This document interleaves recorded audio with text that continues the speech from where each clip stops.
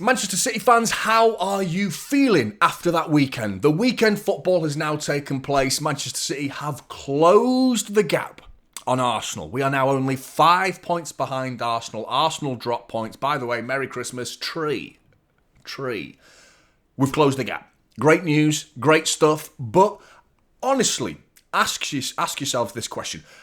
Do you feel more confident following this weekend or less confident than the Newcastle game? Because I feel less confident following a weekend where we've closed the gap, we've won, Arsenal drop points, than the Newcastle weekend, the weekend before, where we lose, we go further behind, 7 points behind Arsenal, they win convincingly, and I didn't feel like the title race was anywhere near over. I'm closer to saying the title's over now. It's not, by the way, it's very much still on, but I feel worse following this weekend, and that is what a bad performance can do regardless of the points, because you're concerned about future fixtures. That's what you're concerned about. Now ask yourself this, City fans, honestly ask yourselves, would we have beaten that Chelsea performance yesterday if we went up against that Chelsea side yesterday? Would we have beaten the Arsenal team that played against Chelsea yesterday? I would probably say we had a chance against the Arsenal performance because I think they dropped below their usual standards, but Chelsea were very, very good.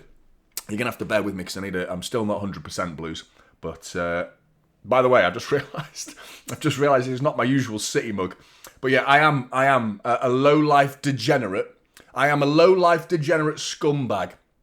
I am that guy who went to a shop and bought himself a Hello Handsome mug.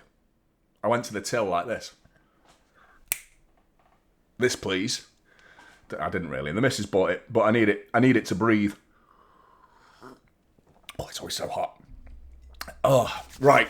The game produced a moment for me that's frustrated me, and it's left Manchester City fans scratching their heads a little bit looking at this decision. So you got red card versus goal kick. Red card, play on. You've got red card, a nice, squeaky, clean, honest football club, versus brown paper bag job corruption of the highest order. Apparently. So can we put that shit in the bin, please? That Manchester City are corrupt and they pay off referees, because it's utter nonsense. Utter nonsense. Because these two decisions that you saw yesterday, I was more in the camp of saying that potentially the Foden one, there's an argument there because he got his shot away. But when one is happening in the area and one is happening in the middle of the pitch and it results in a red card for me, that was like, yeah, come on. That Foden one, I am more in the camp of, because I was 50-50 on it, I am way more in the camp of like, well, if that's a red card, then what the hell was that on Foden? You know what I mean? Absolute joke, in all honesty. Complete joke. Really was. But Pep versus Leverkusen, I'm going back to that moment because I'm still not over it. I should have moved on by now, but I'm struggling to do that. I feel like that might have been a message to the board. The amount of changes that he made, was that a subliminal sort of hint at the board? If this is the squad you've left me with, and I'm going to throw them on the pitch and showcase you. When I do rotate, this is what happens when I rotate. I'm not convinced. Now, arguably, Pep's a part of the board now. He's been around long enough. He has a say in the decisions, but maybe he was overruled. Maybe he wanted certain players coming in. Again, this is me completely making up a narrative. There's no truth behind this or facts, but it's just a hypothetical situation that I'm presenting you here, that maybe Pep Guardiola wanted certain players that he didn't get. He wanted the sale of Savinho, potentially, and he said no. Maybe he put the brakes on it. Maybe he's the one who said 75 million's not enough for Savinho. Well, I mean, who's coming in with a £75 million offer now for Savinho? No one for me, but still concerned about that. We need to do things in January. Sounds like we might be, which is exciting because, of course, Adam Wharton, Elliot Anderson. I mean, I was going on about him months ago. You remember that? No one was mentioning back then. Now everyone's talking about Elliot Anderson. And, of course, Semenyo as well, which I'm still not convinced that we should be going in there 100%. I think he's a great player, quality player, and you do...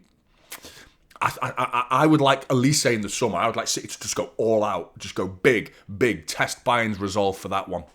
But it's all about mentality right now, because we're talking about we dropped points against Newcastle, and I still felt very strong and powerful and thought, we've still got a chance here, because even though we lost, I still believe.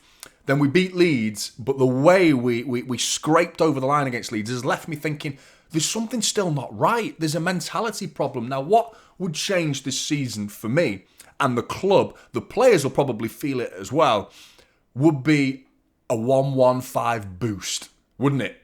Wouldn't it fix everything? You know, imagine the news breaks in this season, because it's scheduled to, unless they just hang on till the end of the season and then break the news. It's scheduled to break. Now, if it's bad news, then obviously that's going to be a devastating blow to the football club. But I think most City fans now are feeling quietly confident about the news and the likeliness of Manchester City coming through this smelling of blue roses and having their name cleared and not being associated with the name cheats anymore. If that happens, the positive impact that'll have on the club, the team and everything, the fan base as well, will be huge. And that turns us back into some sort of potential juggernaut that we can go forward. Because the news broke in the treble season, don't forget. That broke in the treble season when we were fined, when we were charged, and accused of being cheats. In that moment, we went on this unbelievable, undefeated streak with so many wins, and we went on to win the treble. And that was like a sticking it to him type run that we went on. Now, we get proven innocent in all of the charges. Imagine the impact that'll have. That would be absolutely huge. Right, let's talk about what we've got coming up tomorrow night. I might be doing a watch long. It's 50-50. It depends on my personal circumstances, of course. By the way, so many, I know some of you might not be aware, but my little girl went into hospital, and the messages you guys sent me, I mean, I felt it, man. I really, really, from the bottom of my heart, I felt it from all of you that sent a nice little message about my daughter. And I mean, genuinely, thank you so much. Really, really appreciate it. She's on the mend, by the way. She's so much better. So much better. She's still being her silly self now, so it's good. Much better now. Fulham. If you watch the Spurs game, they blitzed them in the first half. 2-0 up within, it's about 8 minutes, wasn't it? Something like that. I'm not convinced that was Fulham playing brilliant football or Spurs just capitulating. I think a bit of both, really. But I think Spurs have just become this joke, and it's such an embarrassing connotation to the season is that we lost to them, man. How did we lose to Spurs at home? It's just a bitter pill to swallow. But Fulham, we've got a tough game. Marco Silva hasn't playing. I think he's got them playing quite good football. They've got a reasonable run of form, as you can see with the fixtures that they've played recently. That Wickham game was actually won on penalties, so that wasn't as convincing as it might look. But they're still winning matches against teams you'd expect them to.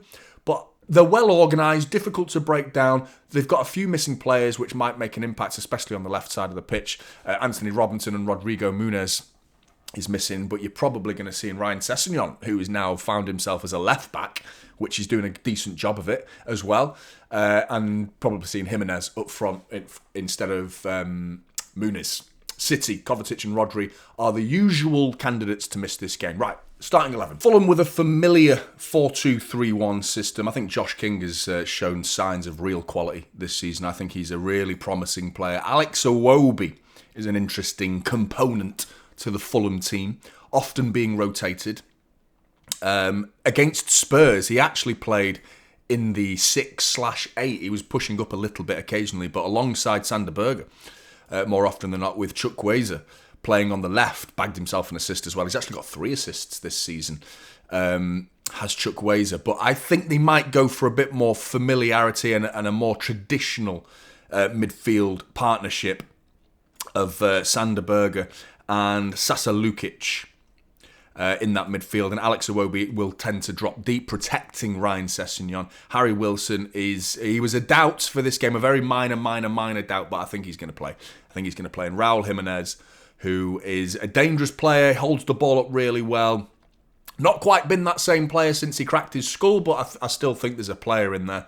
And we've got to watch out for these two bombing it forward. I think the weak spot for me is Bassi. I think you can get at him. I think Anderson is a solid player. He can have a good game and he can drop stinkers. He can drop stinkers, can Bassi, for me.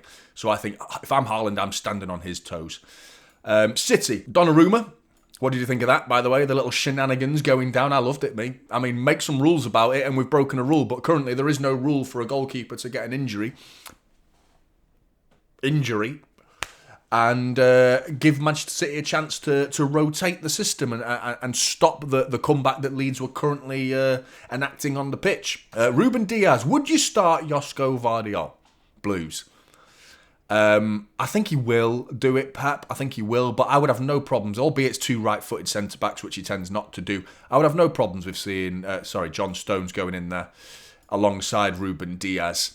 You might even see it the other way around, actually, but I think he's going to stick with Josko. I do think he's going to stick with a pretty familiar, because it's basically playing Champions League football, this midweek game. We played on Saturday. We've had a bit of a rest. Fulham as well. They've played they played a little bit later into the weekend in the evening, didn't they? So I still think we should be going with this a similar 11 to what we did against Leeds. Nunes, who dropped a stinker against Leeds, first one of the season really from him. I think Nunes has struggled in that game, but not in the season. I think he's been very, very good this season. So let's not turn on him for arguably one bad moment, really. In the game, he wasn't terrible, but he dropped a stinker in that second half. Now, I'd go for Foden in midfield with Nico G. And now I've watched the game back in its entirety, because I missed the first half. I thought Tijjani Reinders was actually all right in the first half. I thought he played pretty well. And he was winning his ground duels. He actually won 5 out of 8 ground duels, did Tijjani Reinders. So I don't think he had a terrible game over the first 45 at least. He was a bit anonymous in the second half, but watching the first half, I actually thought he did all right. I want to give him time. Because I know there's a baller in there, man. Tijjani Reinders has got potential to, not as in age-wise, but as in once he's settled in the club and finds his feet. First season, I think we should stick by him. So I'd like that as a midfield 3. And then I want to see Ryan Cherky, nice and narrow, inside with, where is he? Jeremy Doku. Can't even find him. There he is. Jeremy Doku, inside with the big man, Erling Haaland, up top. Now, the obvious thing is to send these two forward, become a front 5 with Doku inside and Ryan Cherky. But Phil Foden really here is doing the Bernardo Silva role, allowing him to drop a little bit deeper. That had allowed Tijjani to become a bit more of a box-crashing midfielder. Phil Foden as well, depending on the circumstances. But to have that partner, Nico Gonzalez, I can trust Phil Foden to collect the ball from the back line in tight spaces on the half-turn just as well as Bernardo Silva does, if not better than Bernardo Silva. Tijjani Reinders, I don't trust him with that job, to be honest, facing Donnarumma and receiving the ball from the back line. So I'm not convinced that he should be receiving that ball. Therefore, he should push forward a little bit and be a bit more of a natural 8. But that's the starting 11 I would go with for Manchester City. What would you go with? What would your prediction be? I'm going to go 3-1 City. And a good performance as well. That's the key here. We need to build momentum. We need a convincing performance, because the fans, the whole fan base was disheartened from a victory in the Premier League. Now, that's because we're not mugs. We're not mugs. We weren't buying it. We did not buy that second half performance. We won, doesn't matter. The performance was a hugely concerning second half performance. You play like that against Fulham, you're losing. You're losing all day long. We are losing if we play like that. Even for 45 minutes, and we played well in the first half against Fulham, you turn out for second half and you play like that, you're dropping points, minimum. What do you think, Blues? Let me know your thoughts. Like and subscribe to Typical City, and I'll see you in the next one. This is Typical City now, holding up silverware.